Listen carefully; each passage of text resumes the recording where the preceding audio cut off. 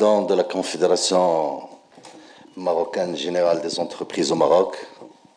mon grand ami Sichakib,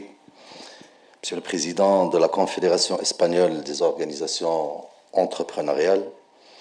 Monsieur le président de la Confédération entrepreneuriale du Portugal, Mesdames et Messieurs les représentants des médias, je vous souhaite la bienvenue au complexe Mohamed VI du football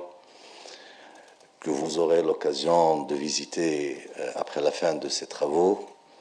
Un complexe qui traduit la vision éclairée de Sa Majesté le Roi, que Dieu l'assiste, pour le développement du sport d'une manière générale, du suivi et de la conception d'un modèle de développement envers la jeunesse marocaine, mais aussi continentale et mondiale, puisque ce complexe connaît d'une manière permanente l'organisation des développements, de tout ce qui est relatif au développement du sport, du football. La preuve en est, il y a aujourd'hui un siège de la FIFA ici, et qui travaille en permanence au service du football et de la jeunesse mondiale pour développer le football.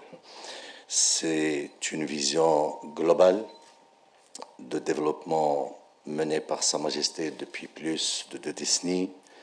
et qui conjugue parfaitement un modèle de développement basé sur les leviers d'ordre social, mais aussi économique, et c'est l'objet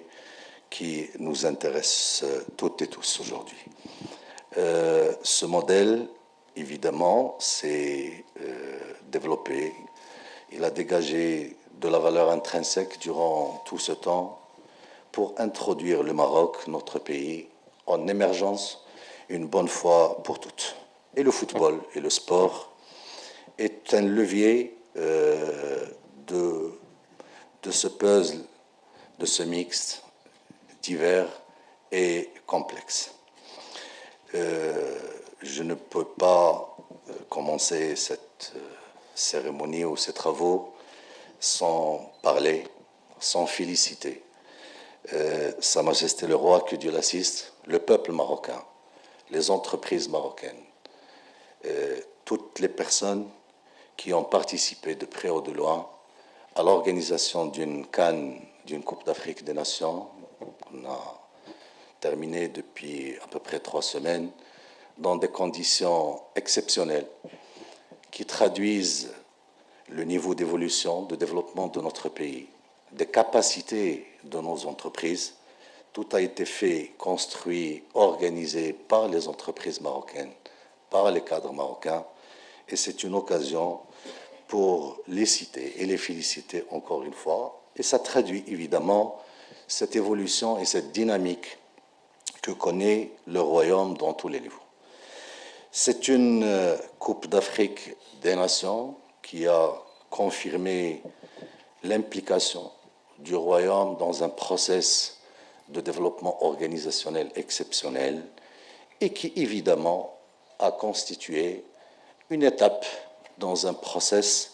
qui nous ramènera en termes d'organisation des événements sportifs ensemble avec nos collègues et nos amis espagnols et portugais pour organiser la Coupe du Monde 2030 qui, de l'avis de tout le monde, c'est une coupe, et ça sera une Coupe du Monde exceptionnelle.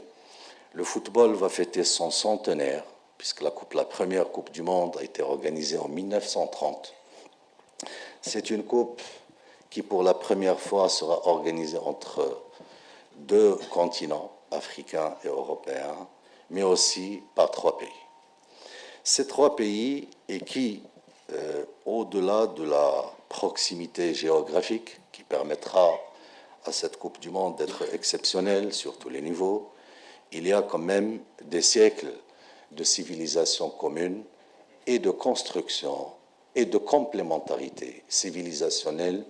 culturelle et aussi économique entre les 3 pays. Ces 3 pays, le Royaume du Maroc, l'Espagne et le Portugal, de part et d'autre, aujourd'hui, il n'y a pas de dépaysement de découvrir des réalisations de part et d'autre de la rive méditerranéenne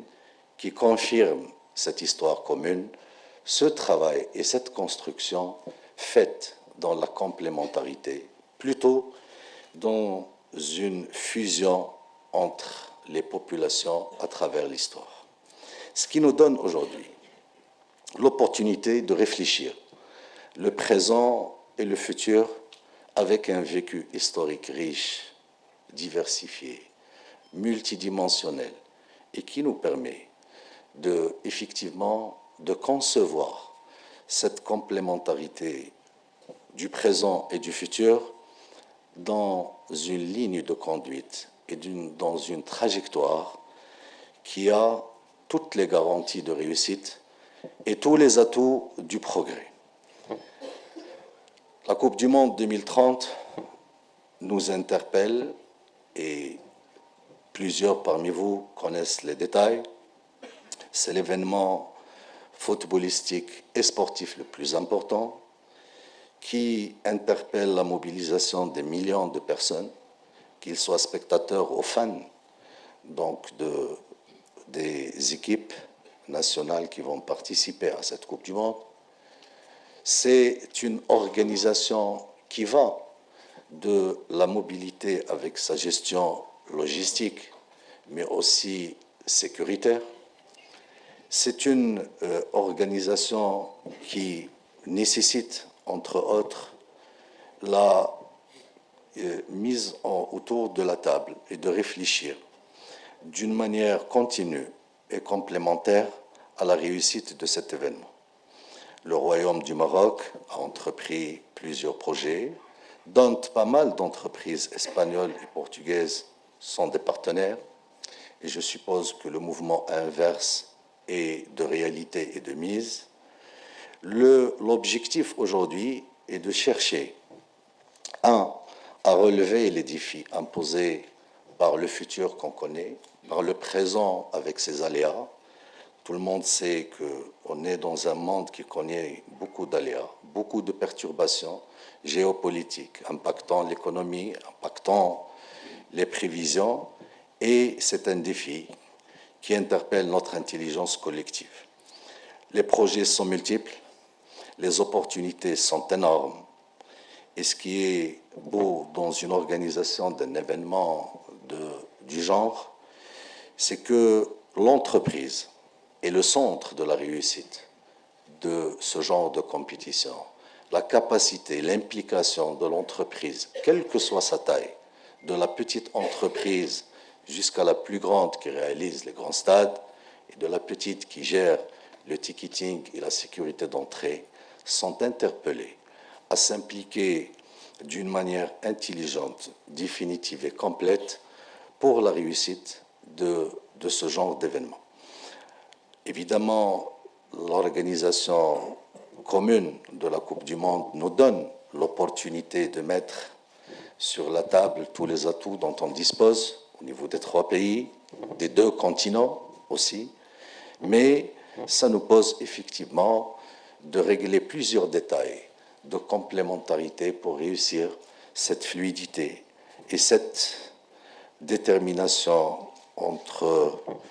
les 3 pays au niveau politique d'atteindre les objectifs de réalisation et d'organisation idéale. Sur le plan sportif, on est appelé à organiser 101 matchs, c'est énorme, pendant une durée très courte, avec évidemment, et comme vous le savez parfaitement bien, avec une organisation de matchs dans une logique mobile. On n'est pas dans l'affectation de groupes par ville ou par pays. On sera dans des logiques de mobilité. Autrement dit, et tout simplement, une équipe nationale peut jouer son premier match à Madrid et jouer le deuxième à Marrakech et repartir à Lisbonne pour jouer le troisième et ainsi de suite. Et c'est cette logique qui nous impose une complémentarité pour assurer de l'homogénéité dans tout ce qui est organisationnel, dans tout ce qui est mobilité, logistique, infrastructure, etc. Et je pense que ce rendez-vous dont je vous félicite, je vous remercie sincèrement, j'espère qu'il sera réorganiser avec plus de fréquence pour trouver ensemble les meilleures manières, les meilleures pratiques pour dégager évidemment de la valeur ajoutée souhaitée dans les trois pays, mais aussi relever tous les défis d'organisation et réussir la meilleure Coupe du monde de toute l'histoire. Le Maroc a réussi, et de l'avis de tout le monde, l'organisation de la meilleure CAN. Monsieur l'ambassadeur m'a signifié son sentiment avant de rentrer dans cette salle, en assistant à tous les matchs de l'équipe nationale du Maroc. Et je pense que l'expérience footballistique et de l'Espagne et du Portugal mettront et seront là pour mettre ensemble une recette inédite de cette organisation et qui s'inscrit évidemment dans les objectifs qui ont été fixés pour cette Coupe du Monde lors de son annonce par Sa Majesté le Roi, que Dieu l'assiste, à Kigali, en rappelant que c'est une Coupe du Monde qui doit unir les deux continents, la jeunesse des deux rives de la Méditerranée, et qui doit rappeler cette richesse civilisationnelle, culturelle entre les trois pays, pour que la jeunesse actuelle puisse avoir cette occasion de rafraîchir la mémoire de cette culture commune qui constituera, Inch'Allah, un atout pour construire un avenir meilleur. Merci.